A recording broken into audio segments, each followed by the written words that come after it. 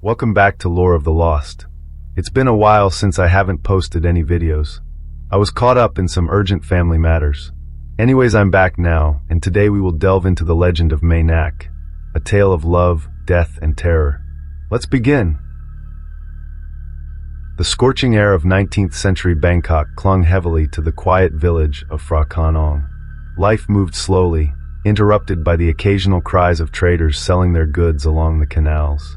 The villagers lived simple lives, bound by rituals, traditions, and an unspoken fear of the supernatural forces that often lurked in the shadows.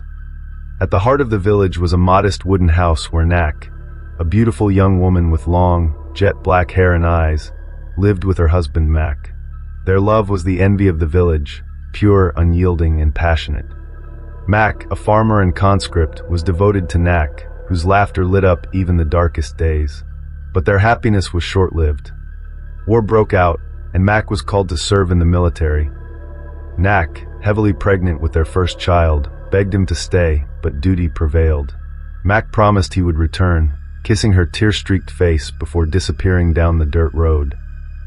Months turned into years, and Nak endured the harsh realities of war-torn times alone. One stormy night, while the wind howled like a banshee, Nak went into labor. The midwives whispered prayers, but something felt wrong.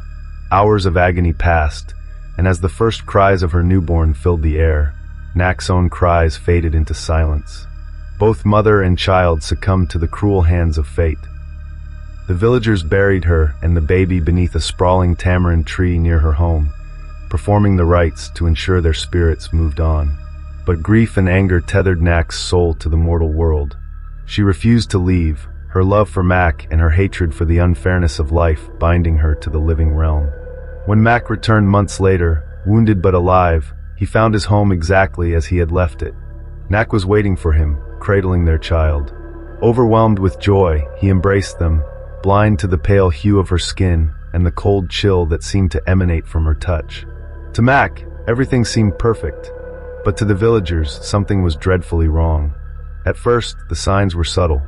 Livestock refused to approach Nak. Dogs howled relentlessly at night.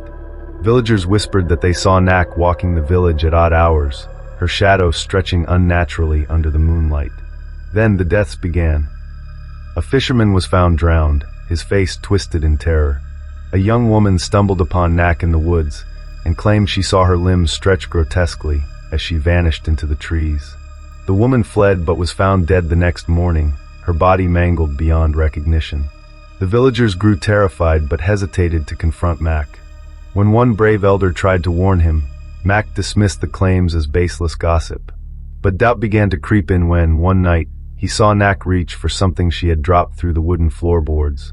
Her arms stretched unnaturally long, snaking through the gap, and returned with the object in hand. Fear gripped Mak. He began to question everything, the coldness of her touch, the eerie silence in their home, and the way the villagers avoided him. Determined to uncover the truth, Mak devised a plan. One day, while Nak was distracted, he visited the village temple and consulted a monk. The monk, with a grave expression, confirmed his worst fears. Nak was no longer among the living. Mak returned home, heart pounding. That night, as Nak lulled their child to sleep, Mak couldn't contain his horror. He muttered prayers under his breath, hoping they would shield him. Nak noticed his unease and questioned him, her voice laced with concern. "You've been acting strangely, Mak," she said, her tone soft yet chillingly hollow. "Do you not love me anymore?" Mak's voice faltered. I do, Nak. But are you truly here with me?" Nak froze. Her smile faded, and her once soft eyes turned cold. "Why would you ask such a thing?" Before Mak could answer, the baby in her arms began to cry, its wails echoing unnaturally. Nak's visage twisted, her features elongating as her anger boiled to the surface.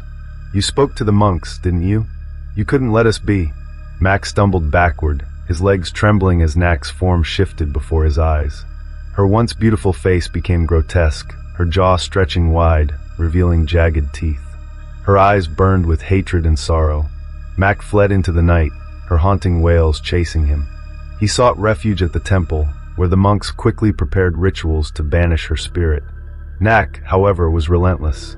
She tore through the village, her fury palpable as she screamed for her husband. Villagers barricaded their homes, terrified of her wrath.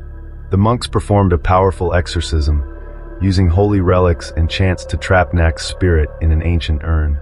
Her cries echoed through the temple as the lid was sealed, her anguish reverberating in every heart that heard it. The urn was buried deep in the ground, under the watchful eye of the monks. Mac, devastated and guilt-ridden, left the village, unable to bear the memories. But Nak's legend endured.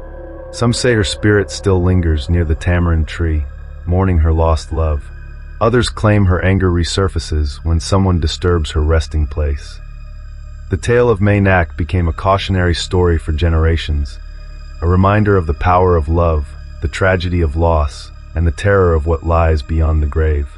And for those brave or foolish enough to visit Phra Khanong on a quiet, moonlit night, beware the whispers in the wind. For Mae Nak's love was eternal, and her wrath knows no bounds.